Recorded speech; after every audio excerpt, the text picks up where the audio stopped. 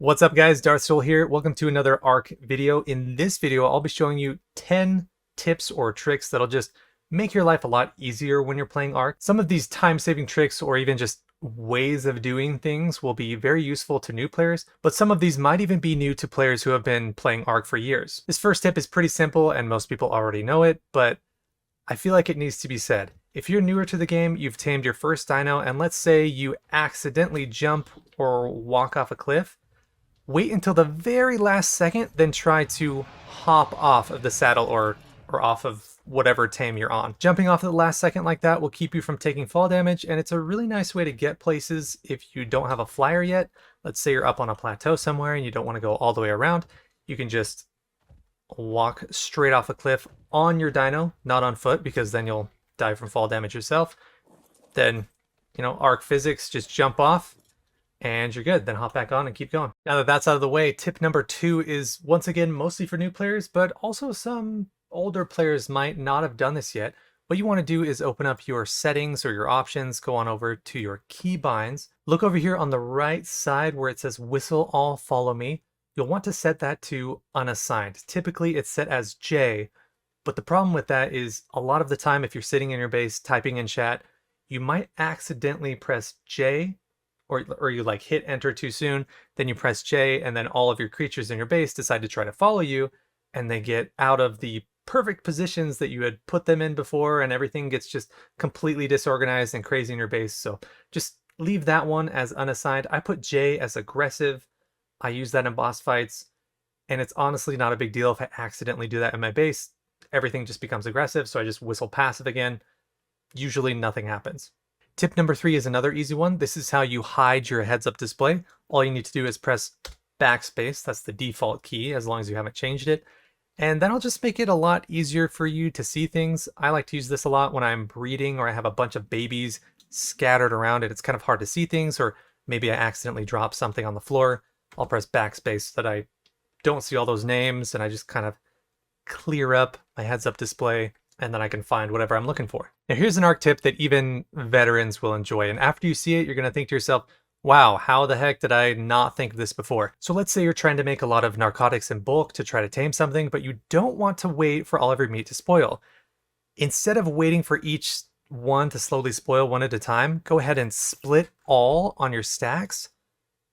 Let me make sure I do it really fast here before I run out of time. So hit split all before that stack spoils, and then you'll get 20 spoiled meat at a time. And you can use this method to spoil hundreds of meat super quickly without having to just sit there and wait for all of your meat to spoil. Next up is transferring. When you want to transfer something in ARK, a lot of people, especially if you're on PC, will just go ahead and click and drag every little thing that they want to transfer. Let's say I want to designate this box as my wood box. I'm just gonna only put wood in there. That didn't take me forever, but it still took me quite a long time. Now you could just hit transfer all, like I just did. But if I do that, then now I've got all these other things besides wood in there. So another option you have is instead of dragging it, you can just hover over what you want to transfer and press T. That was really fast. But there's actually a faster way. Let's say I have like 50 stacks of wood, and that's not going to be fast enough. So if you have like 10 or less stacks, I usually just use T to transfer, but let's say I have like 50 stacks. Instead, I'll go ahead and search for wood until it's the only thing showing there. Then I'll hit transfer all. And if you search before hitting transfer all, then it only transfers the item that you searched for. This makes things so much easier, especially if you're later in the game handling a bunch of materials, or you have just stacks and stacks and stacks of wood and stone and thatch because you're building a massive base. It'll be a lot easier to search first, then transfer all. And as a quick bonus, let's say you want to trade with somebody, but you don't want to just throw out a bunch of random boxes so they have to run around and pick them all up. Instead, you can go ahead and search for that item again, drop all, and that will just put it all in a neat little box that they can just pick up, and that will do it without dropping everything else in your inventory. This next ARK tip is all about overcoming weight limits, which will save you a lot of time when you're going on metal runs or moving things around your base. So let's say I just got back from a metal run and my Argentavis is full of all of this raw metal. my character only has about 350 weight, so it's only going to allow me to pick up about 2 stacks of that at a time, and then I can transfer it over to the forge, and then repeat the process, 2 stacks, transfer to forge, etc., etc. But there is a faster way to do this. Instead of transferring everything one by one, get on your RG, or you can stand off to the side. Use O to drop these in little boxes in front of your forge. Then go ahead and use F to pick up all the boxes in the surrounding area. Picking up boxes, not bags, but boxes from the ground will allow you to overcome any weight limits that your character has and kind of over encumber yourself by a lot. As you can see, I'm holding 2,800 pounds, which normally would not be possible.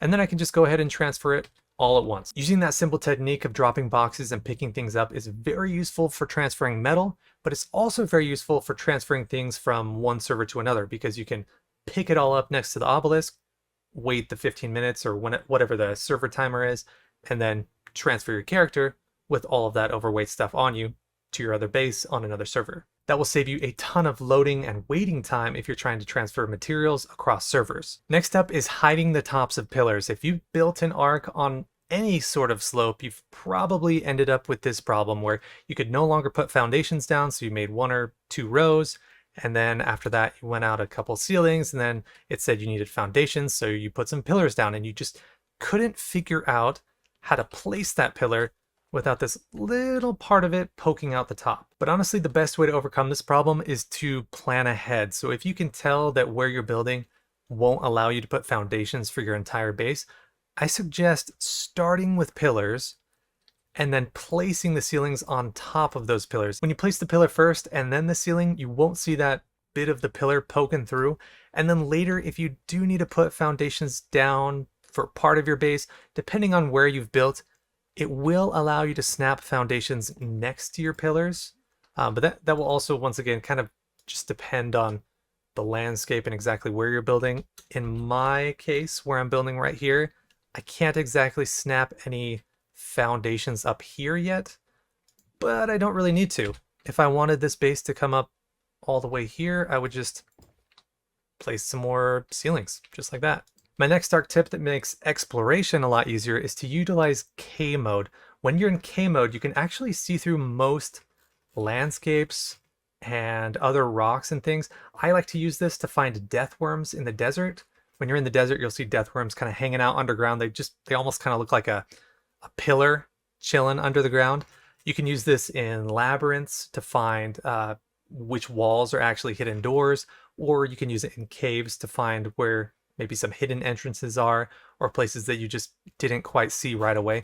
It's very useful for just checking things out and being able to see where you want to go next. Now let's talk about the tech suit, or in my case, the Federation tech suit, which is the one that I prefer to use most of the time, just because it doesn't take any durability damage and it's free from Genesis 2. So something that a lot of people don't realize about the tech suit, or even just the Federation tech suit, is that not only is it radiation resistant, but it can also be charged from the purple element's water on aberration. So for instance, if you were to transfer over to an aberration server with your Genesis Federation tech suit, and then just find a spot to jump all the way down to the bottom into the pool of element, you won't take any damage.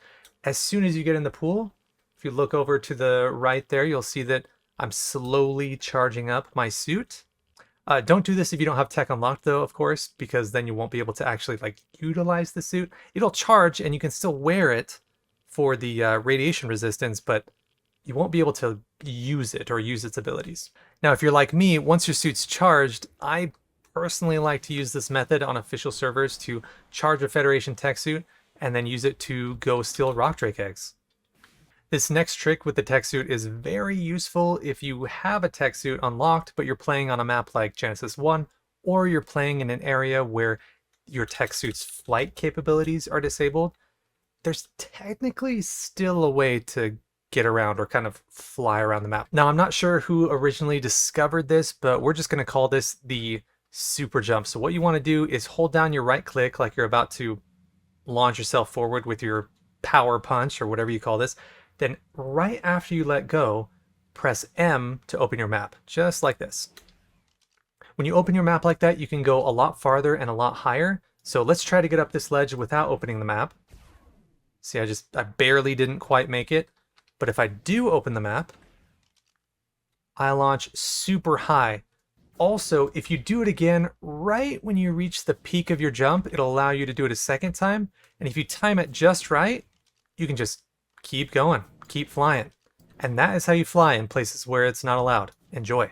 And that is it for this tips to make your ARK life better video. If you found this helpful or useful in any way, please be sure to like, comment, and subscribe. Or if you have any other tips or tricks that you'd like to share that you think are really awesome, please be sure to share and comment them down below.